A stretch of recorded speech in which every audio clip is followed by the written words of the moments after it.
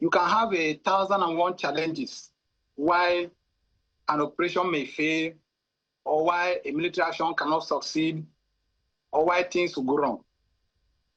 Because the whole gamut of all this has to do with capacity. You must develop capacity to be able to handle issues. Like what the general said, you are operating in areas like that where there are difficult terrains, you can no access road. What do you need? There must be the capacity for quick response. The way you operate in such areas is by air movement, air transportation, air transportability. You must have small aircraft that can be able to move a company, a small group of men, that when once you get an intelligence, within 20, 30 minutes, you should be able to deploy into a place. And you have them in silos in areas, whereby when once you get an early warning, something is going to happen or there's a strike somewhere, before the people even finish the strike, the help has arrived. This is what has worked in most other areas that have experienced insurgency. We saw it in Vietnam, we saw it in many other places. So, and all these years, we needed to build those capacities and not to bemoan all these problems. Then issue of strategic communication is also key.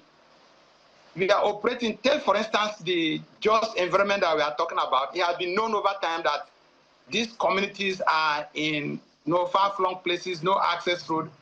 We must have small units, like we are talking, if you have 2 or 3 men in a place and they have communication, we will be able to, when there's an incident, they give an early warning, then the main body will be able to respond.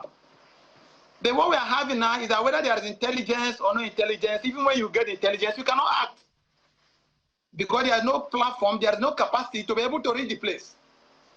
And so when you have a small group of people deployed, there are 3, 4, 5 men deployed, and there are no support, no backup. What do they do? When the enemies, the attackers come, they will just withdraw. So what we needed to do to be able to address all this issue of capacity.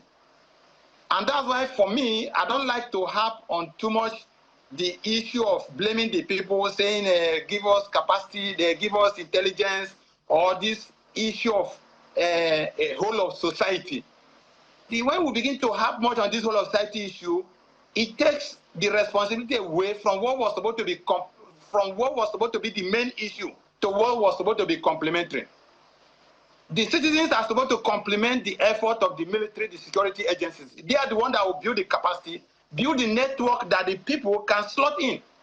And like you said, if you know what it takes for an intelligence to move from the grassroots, from a village level to the commander that will give the order, you will be amazed. Because somebody picks up an intelligence from the village, who does it pass it to? Maybe it goes to the local policeman there. The local policeman will pass it to his immediate boss, who might even far from the person that will give command.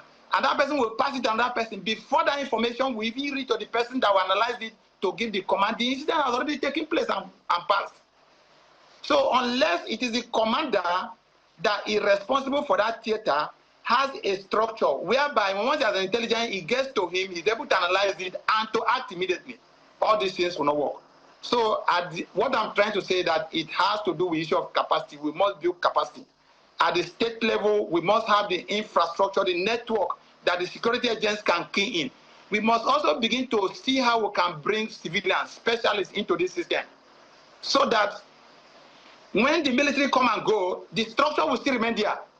You, the security agents, you come in, you just key into the structure, whatever is on ground, and you're able to operate seamlessly.